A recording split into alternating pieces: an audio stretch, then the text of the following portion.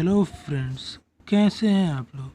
स्वागत है आप सबका आपके अपने चैनल एससीपी स्टडी में और साथ ही साथ हमारी इस यूनिक जर्नी एससी और वॉल्यूम फर्स्ट में, जहाँ कि आज हम पढ़ने जा रहे हैं chapter fifth Newton's law of motion.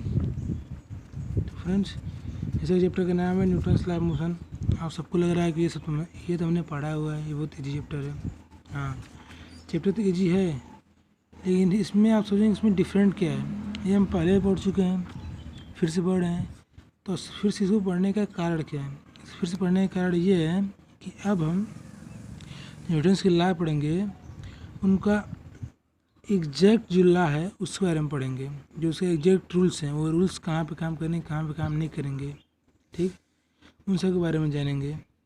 ठीक है, तो चलिए शुरू करते हैं हमारा आज का नया chapter Newton's law of motion.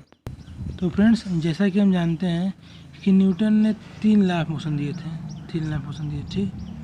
First law of motion, second law of motion and third law of motion, ठीक। और हम ये भी जानते हैं कि न्यूटन जो है एक बहुत ही बड़ा, बहुत ही यूनिक कॉन्सेप्ट है, ठीक। साथ साथ न्यूटन के लॉ का यूज़ करके बहुत सारे फार्मूला, बहुत सारे प्रिंसिपल का डेरिवेशन हो चुका है, ठीक है। तो हम सबसे पहले जानेंगे first law of motion. Newton का जो फर्स्ट लॉ ऑफ मोशन है वो क्या है, ठीक। तो न्यूटन का फर्स्ट लॉ ऑफ मोशन कहता है कि if the vector sum of all forces acting on a particle is zero, then and only then the particle remains unaccelerated.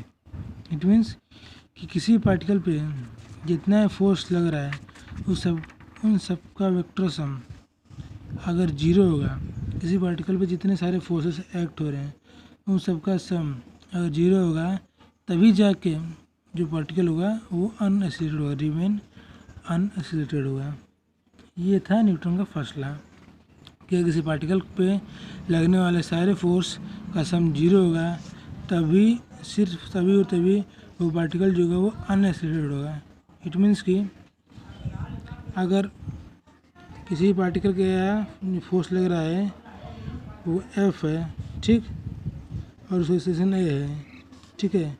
तो किसी का पार्टिकल का जो एक्सेलरेशन, जो वेक्टर ए है, वो तभी इक्वल टू जीरो होगा if and only if, I double F means होता है इफ़ एंड ओनली इफ़, ठीक, जब वेक्टर एफ इक्वल टू होगा zero. Vector F total forces on that particle, ठीक। इसे तो हम कह सकते हैं कि अगर sum of forces acting on particle zero है, तब जो पार्टिकल है वो अनएक्सेलरेटेड है। या फिर हम ये भी तो कह सकते हैं कि अगर कोई पार्टिकल अनएक्सेलरेटेड है, इसका मतलब कि उस पर लगने वाले सारे फोर्स जीरो हैं, ठीक। अब जैसे कि हमने बात किया था कि जो रेस्ट मोशन है ये डिपेंड करता है फ्रेम ऑफ रेफरेंस पे, ठीक। रेस्ट मोशन के साथ साथ एक्सेलरेशन भी डिपेंड करता है फ्रेम ऑफ रेफरेंस पे, ठीक है। एक्सेलरेशन भी फ्रेम ऑफ रेफरेंस पे डिपेंड करता है, ठीक। अब आप बोलेंगे कैसे, तो चलिए आपको एक एग्जांपल समझाता हूँ कि acceleration frame of reference depend कैसे करता है, ठीक है। सपोज करिए एक एलिवेटर है, ठीक, ये एक एलिवेटर है, उसमें एक आदमी खड़ा है, ठीक। इसको हम ए नाम देते हैं और यहाँ पे एक लैंप लगा हुआ है, ठीक। अब एक और आदमी है जो किसी एलिवेटर के बाहर खड़ा है यहाँ पे, इसको हम बी नाम दे देते हैं, ठीक है। आप सपोज करिए कि एलिवेटर है, इसका जो केबल है ये केबल टूट जाता है, ठीक। और टूट जाएगा तो जो एक्सेलरेटर है वो नीचे की तरफ एक्सेलरेट होगा, ठीक। एक्सेलरेटर जो है वो ड्यू टू ग्रेविटी नीचे की तरफ फॉल डाउन होगा, मतलब डाउनवर्ड आएगा, ठीक। तो जब डाउनवर्ड आएगा तो उसका एक्सेलरेशन जो होगा वो इक्वल टू होगा फोर्स ऑफ ग्रेविटी, जो हो जाएगा 9.8 मीटर पर सेकेंड स्क्वायर, ठीक।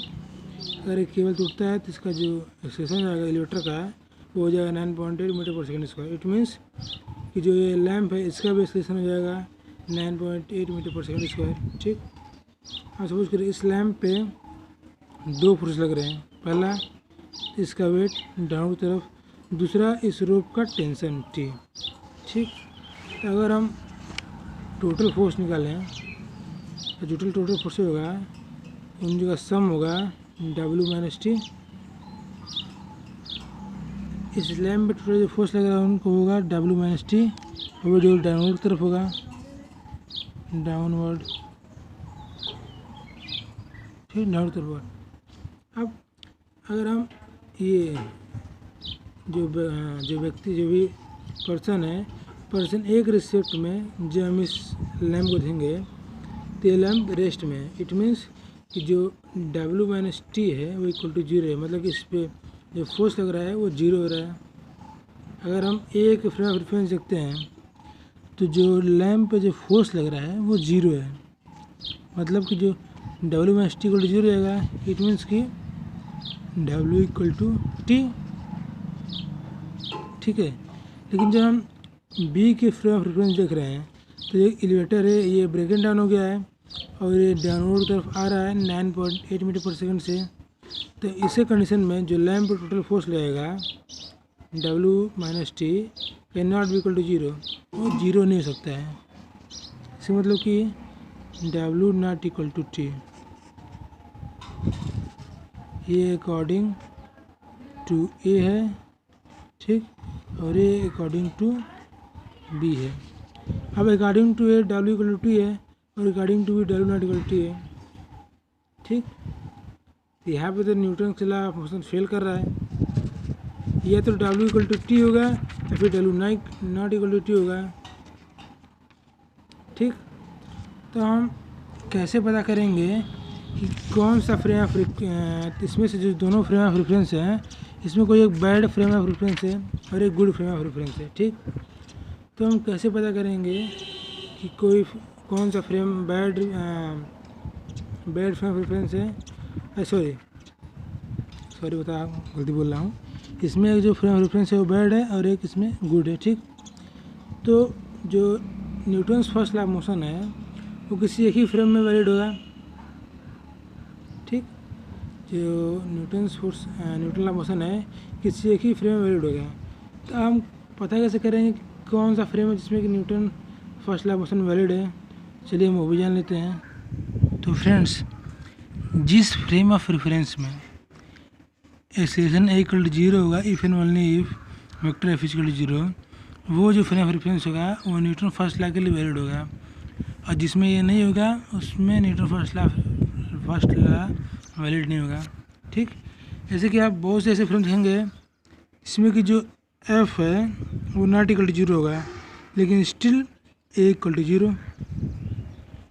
बहुत से फ्रेम ऑफ रेफरेंस आप ऐसे देखेंगे जिसमें कि जो पार्टिकल मूव कर रहा है उस पर लगने वाला टोटल फोर्स 0 नहीं है, लेकिन तब भी उसका एक्सेलरेशन जो है वो 0 है। ठीक, आप कुछ ऐसे फ्रेम ऑफ रेफरेंस होंगे जिसमें कि टोटल फोर्सेस 0 होंगे लेकिन फिर भी एक्सेलरेशन उसका 0 नहीं होगा। ठीक, तो ऐसे फ्रेम्स में Newton first law of motion valid नहीं होगा। न्यूटन फर्स्ट लॉ मोशन जो है उसी में वैलिड होगा जिसमें कि vector A equal to 0 if and only if vector F equal to 0। ठीक है, तो जिस फ्रेम ऑफ रेफरेंस में हम जानते हैं कि जिस फ्रेम ऑफ रेफरेंस में न्यूटन्स फर्स्ट लॉ वैलिड होगा उसे हम कहेंगे इनर्शियल फ्रेम। ठीक, और जिस फ्रेम ऑफ रेफरेंस में Newton law of motion valid नहीं होगा उसे हम कहेंगे नॉन इनर्शियल फ्रेम। ठीक, इनर्शियल फ्रेम मीन्स उसमें Newton law of motion valid होगा और नॉन इनर्शियल फ्रेम मीन्स उसमें Newton law of motion valid नहीं होगा। ठीक है, अब हम इसको भी चेक कर लेते हैं कि कौन सा फ्रेम इनर्शियल है कौन सा नॉन इनर्शियल। सपोज कीजिए कि ये एक टेबल है। ठीक, और इस पर एक बुक रखी हुई है और ये टेबल है ये बुक है। ठीक, अब इस बुक पे डाउनवर्ड की तरफ ग्रेविटेशनल फोर्स लगेगा जो इसका वेट होगा। ठीक। और कांटेक्ट फोर्स रहेगा एन, जो कांटेक्ट दोनों मतलब जो कांटेक्ट में यहाँ पे कांटेक्ट फोर्स रहेगा, ठीक, नॉर्मल तरफ, ठीक है। तो क्या जो W है और जो मतलब जो ग्रेविटेशनल फोर्स है और जो कांटेक्ट फोर्स है, इनका सम जीरो होगा? अगर हम एक एक्यूरेट मेजरमेंट करें, एक्यूरेट, स्ट्रिक्टली एक्यूरेट मेजरमेंट करें, तो हम फाइंड करेंगे कि जो ग्रेविटेशनल फोर्स है और जो कांटेक्ट फोर्स है उनका sum not equal to zero है, जीरो इक्वल टू नहीं है। इसका मतलब कि जो अर्थ है ये एक नॉन यूनिवर्सल फ्रेम है, फिर भी ये टेबल रेस्ट में, ये बुक अनएक्सेप्टेड है, इसे फोर्स जीरो नहीं है, ठीक। मतलब यहाँ पे Newton first law motion follow कर रहा है, नहीं कर रहा है। अगर हम वेरी स्ट्रिक्टली एक्यूरेट मेजरमेंट करें तो हम पाएंगे यहाँ पे Newton first law motion follow नहीं कर रहा है, और जो अर्थ है एक नॉन इनर्शियल फ्रेम है, ठीक। लेकिन हम अगर इसको सम को देखें, सम की वैल्यू उसको देखें, अगर हम उसको अप्रॉक्सीमेटली माने, अप्रॉक्सीमेटली ले जाएँ तो वो इक्वल टू जीरो हो जाएगा।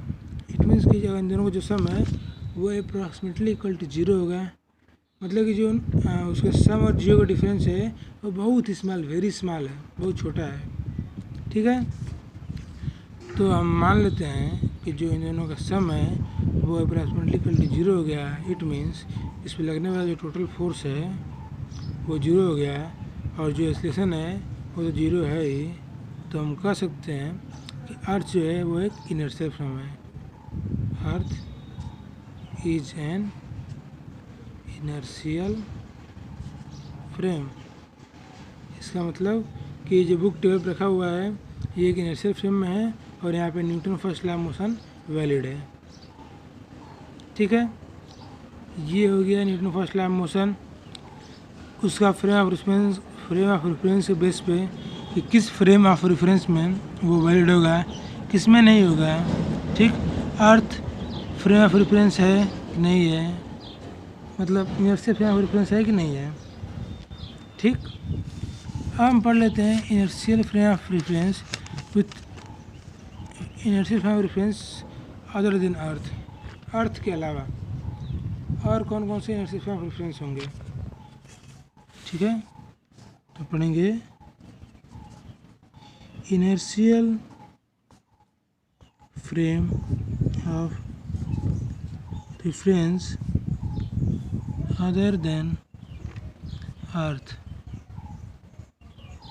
ठीक है।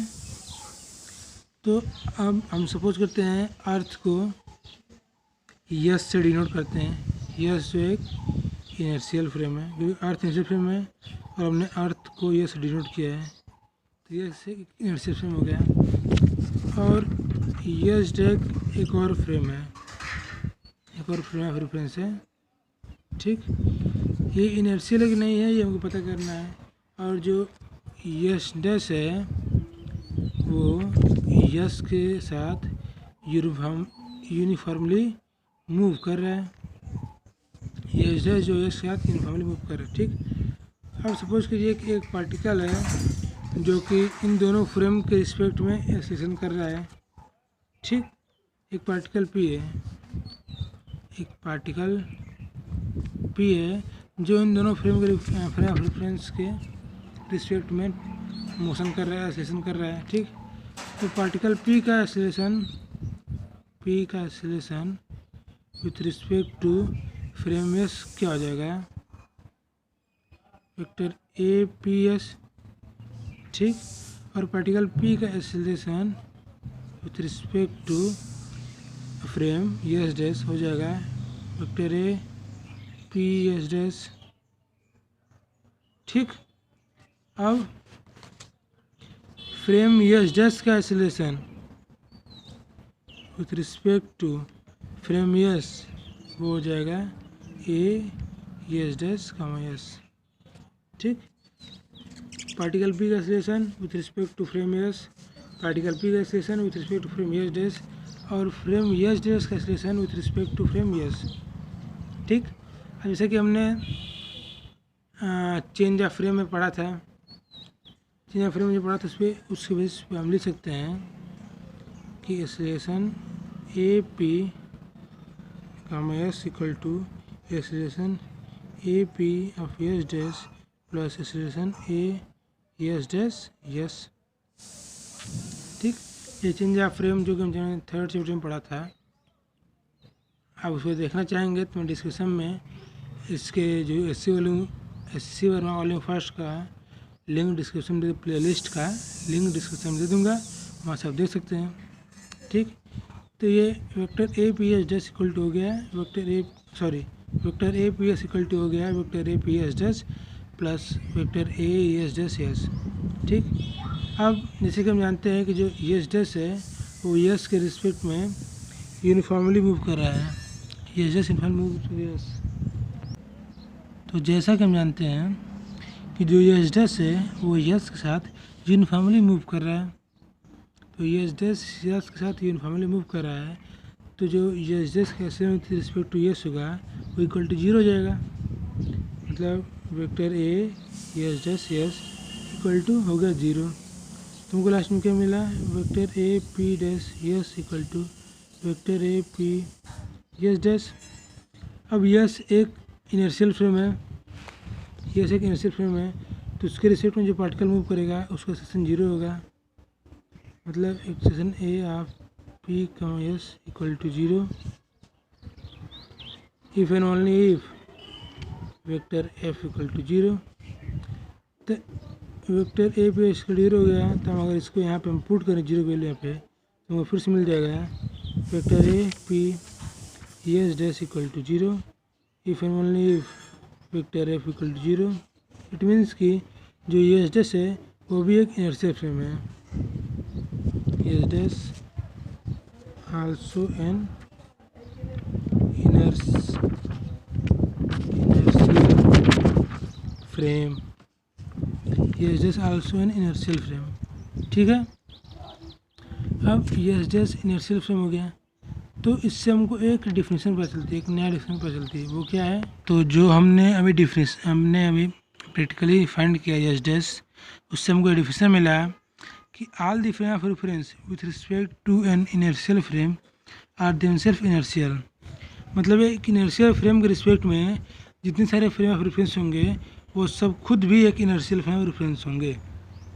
ठीक, मतलब कि अर्थ के रिस्पेक्ट में जितने सारे फ्रेम हो गए, जितने सारे फ्रेम ऑफ रेफरेंस होंगे जो कि अर्थ के रिस्पेक्ट में यूनिफॉर्मली मूव कर रहे हैं, वो सब खुद एक इनर्शियल फ्रेम ऑफ रेफरेंस होंगे। ठीक फ्रेंड्स, तो ये हमने फर्स्ट लॉ ऑप्शन पढ़ लिया, फ्रेम ऑफ रेफरेंस पढ़ लिया, उसकी वैलिडिटी पढ़ ली। ठीक, अब हम पढ़ेंगे सेकेंड लॉ ऑफ मोशन। तो सेकेंड लॉ ऑफ मोशन क्या होता है, ठीक है, सबसे पहले हम इसका डिफिनेशन देख लेते हैं, फिर उस डिफिनेशन के बेसिस पे मैं आपको बताऊंगा कि सेकेंड लॉ ऑफ मोशन होता क्या है। तो friends, second law of motion कहता है the acceleration of a particle is measured from an inertial frame of reference is given by the sum of all forces acting on the particle divided by its mass। किसी particle का acceleration जो कि inertial frame of reference move कर रहा है वो equal to होगा sum of all forces divided by its masses. It means vector A acceleration of particle equal to होगा vector F sum of all forces on that particle upon mass M, उस particle का mass M. ठीक, इसको हम इस तरह लिख सकते हैं vector F equal to M vector A, F equal to M में आपने पढ़ा होगा एफ इक्वल टू एम में। ठीक, तो वेक्टर एफ इक्वल टू हो गया एम इंटू ए, और फ्रेम ऑफ रेफरेंस के बाद हमने कर लिए फर्स्ट लॉ ऑफ मोशन में ही, तो वही फ्रेम ऑफ रेफरेंस इस लॉ ऑफ मोशन में भी वैलिड होगा। ठीक फ्रेंड्स, तो ये होगा सेकेंड लॉ ऑफ मोशन। अब हम पढ़ेंगे कि सेकेंड लॉ और first law of motion in दोनों की वर्किंग कैसे होती है। ठीक है, तो हम जानते हैं working with Newton first and second law. Newton के फर्स्ट सेकेंड लॉ के साथ हम कैसे वर्किंग कर सकते हैं, इनका यूज कैसे कर सकते हैं। ठीक, सबसे पहले इसका स्टेप फर्स्ट जो है वह डिसाइड सिस्टम। सबसे पहले हमको सिस्टम डिसाइड करना होगा। तो फ्रेंड्स, सबसे पहले हमको डिसाइड करना है सिस्टम। सबसे पहले सिस्टम डिसाइड करेंगे कि सिस्टम कौन से पार्टिकल्स, कौन सा दो पार्टिकल सिस्टम है, कौन से सिस्टम मतलब सिस्टम क्या है। ठीक, तो सिस्टम डिसाइड कैसे करेंगे, चलिए आपको एग्जाम्पल समझाते हैं। अब आप इस एग्जाम्पल में देखिए, ये ABCDE ये 5 ब्लॉक्स हैं। ठीक, AB एक दूसरे पे है, स्टिल है। B जो है वो स्टेशन नहीं कर रहा है, A मूव करेगा। C भी, A और C एक स्ट्रिंग से जॉइंट है। C इस पुली के सारे D से जॉइंट है और D फिर इस पुली के सारे ब्लॉक की से जॉइंट है और ब्लॉकी को कोई भी पर्सन पुल कर रहा है। ठीक, तो जब ब्लॉकी कोई पर्सन पुल करेगा तो देखेंगे कि A मूव करेगा तो B मूव करेगा। तो A B एक सिस्टम है, ये दोनों का सेम है। A मूव करेगा तो C मूव करेगा और जितने टाइम में C जितना डिस्टेंस तय करेगा, सेम टाइम में A भी उतना डिस्टेंस तय करेगा। ठीक है, तो हम सपोज करें कि ABC तीनों एक सिस्टम है। ठीक, हमने फिर कंसिडर किया कि जितने समय में जितना दूरी E तय करेगा, ठीक, उतना ही दूरी C और A भी डिस्टेंस ट्रेवल करेंगे। इट मीन्स कि ABCE सब एक सिस्टम है, सब एक हॉरिजॉन्टल एक्सिस पे एक सेम लाइन में है। ठीक, तो सभी एक हम सिस्टम है। ठीक, अब अगर यहाँ पे हम D को कंसिडर करें तो आप देखेंगे कि जितना दूरी जितने समय में जितना दूरी E ट्रेवल कर रहा है, उतने समय में भी D भी उतनी दूरी तय कर रहा है। ठीक, लेकिन फिर भी जो D है वो ये सिस्टम D और ये एक सिस्टम नहीं होगा, क्योंकि D जो है ये वर्टिकल एक्सिस पे मूव कर रहा है। ठीक, और E हॉरिजॉन्टल एक्सिस मूव कर रहा है। ठीक है, तो सिस्टम के लिए जितने टाइम में जितना मोशन कर रहा है वो जरूरी नहीं, साथ साथ वो उनका जो एक्सिस है वो भी सेम होना चाहिए। ठीक, तो यहाँ पे ABC और ये एक सिस्टम हो जाएगा, हालांकि D सिस्टम नहीं होगा। ठीक है, तो हमने स्टेप फर्स्ट क्या किया, डिसाइड सिस्टम डिसाइड किया। अब स्टेप सेकंड क्या है, तुम्हारा जो स्टेप सेकंड है वो है identify the forces. Step second, identify the forces. किसी ऑब्जेक्ट को कौन कौन से फोर्सेस लग रहे हैं उन सबको आइडेंटिफाई करना। ठीक, सपोज कीजिए कि एक स्ट्रिंग से एक बॉब अटैच है। ठीक, ऐसे फोर्स क्या लग रहा है, इससे फोर्स ग्रेविटी की तरफ, ये ग्रेविटी से पुल कर W। ठीक, इस पे टेंशन, ये रो पर टेंशन लग रहा है T। ठीक, ये जो बॉल है वो भी इसको पुश करेगा ऊपर की तरफ। ठीक है, जो टेंशन T है वो टेंशन T हो जाएगा। और जो स्ट्रिंग है ये जो वॉल है ये स्ट्रिंग को अपनी तरफ खींचेगी तो उसका भी फोर्स लगेगा। ठीक, तो हमको सबसे पहले सारे फोर्स पता करने हैं। हमको सारे फोर्स पता चल गया, ये वेट mg, इसका टेंशन T, ये वॉल दे रहा है, इस स्ट्रिंग पे लग रहा है टेंस फोर्स।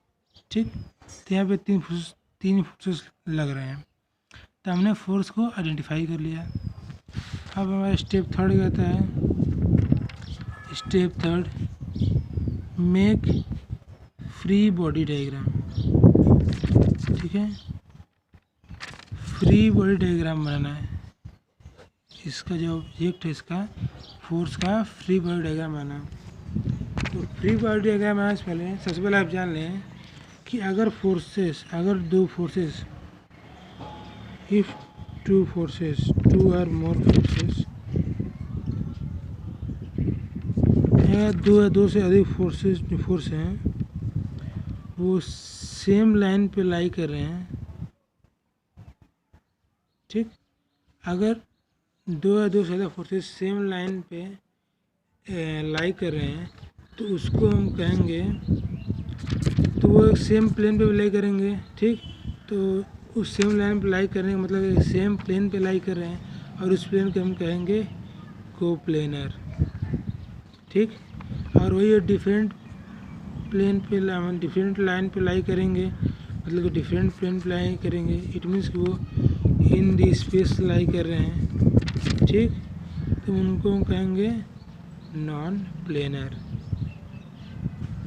ठीक है। तो उनको नॉन प्लेनर कहेंगे, जो डिफरेंट लाइन पे डिफरेंट प्लेन पे लाई करें फोर्सेस, ठीक।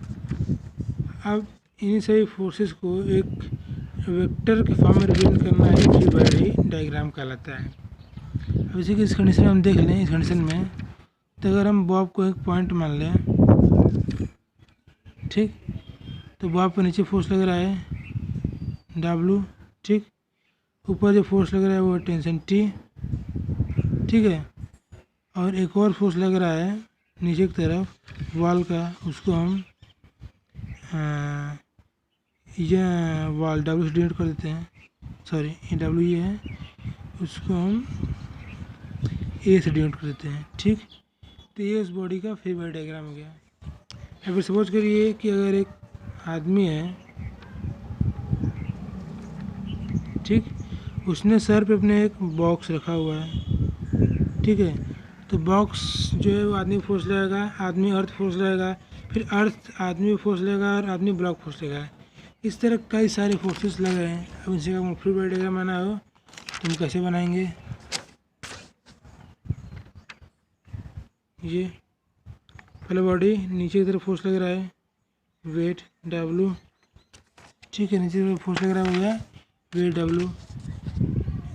ये जो कॉन्टैक्ट फोर्स है ऊपर ऊपर की तरफ भी लगेगा, नॉर्मल जो है वो है N, ठीक।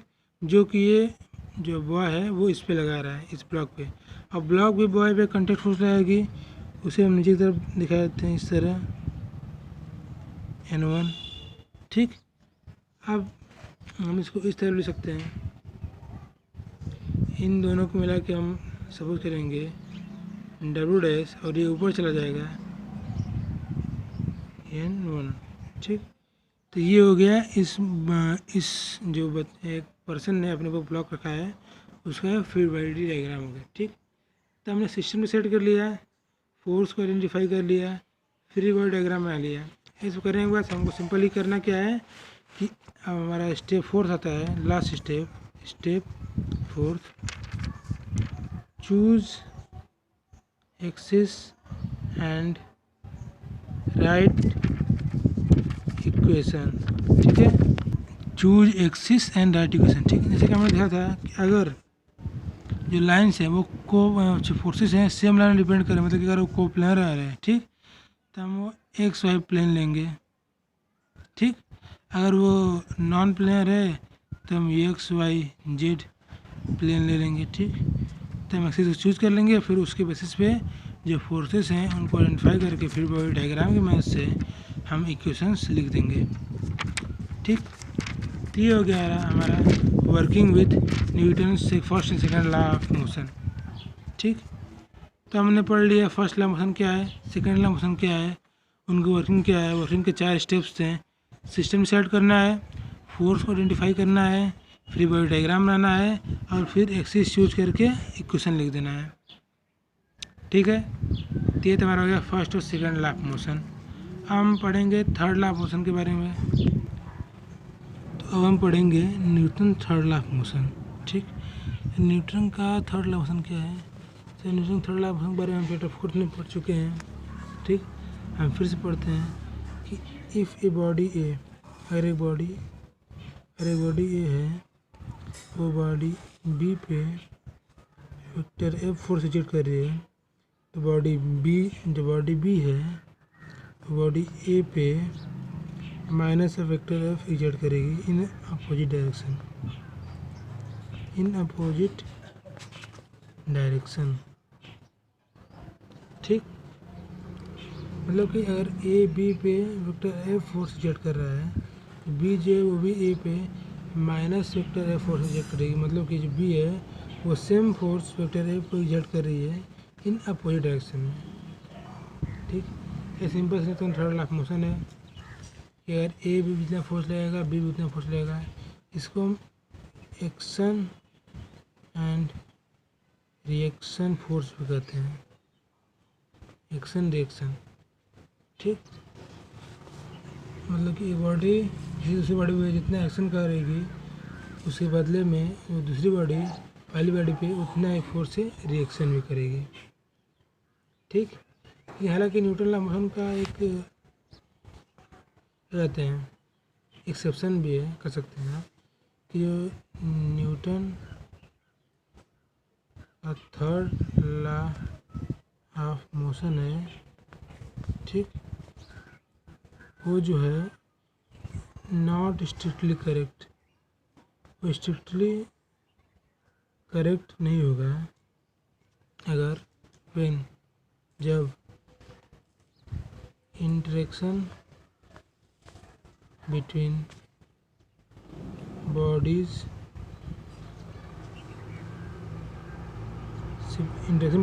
सेपरेशन इज लार्ज, ठीक। Newton third law of motion strictly वहाँ फॉलो नहीं करेगा जब दो बॉडीज़ के बीच जो इंटरेक्शन होगा, मतलब दो बॉडी के बीच जो बॉडी के बीच जो इंटरेक्शन होगा उनके बीच में जो सेपरेशन होगा बहुत लार्ज है, तो उनके बीच में इंटरेक्शन जो होगा वो Newton third law of motion को फॉलो नहीं करेगा, ठीक। मतलब स्ट्रिक्टली फॉलो नहीं कर पाएगा, ठीक है। अब हम बात करेंगे working with tension and string. Working with tension in a string, ठीक है। किसी स्ट्रिंग के टेंशन के साथ के बारे में बात करेंगे, ठीक। अब सपोज करिए कि वॉल से एक स्ट्रिंग, एक वॉल से एक स्ट्रिंग जुड़ा है, स्ट्रिंग से एक ब्लॉक जुड़ा हुआ है, इसका मास कैपिटल M है, ठीक। यहाँ पर एक्सप्रेशन ए है, ठीक।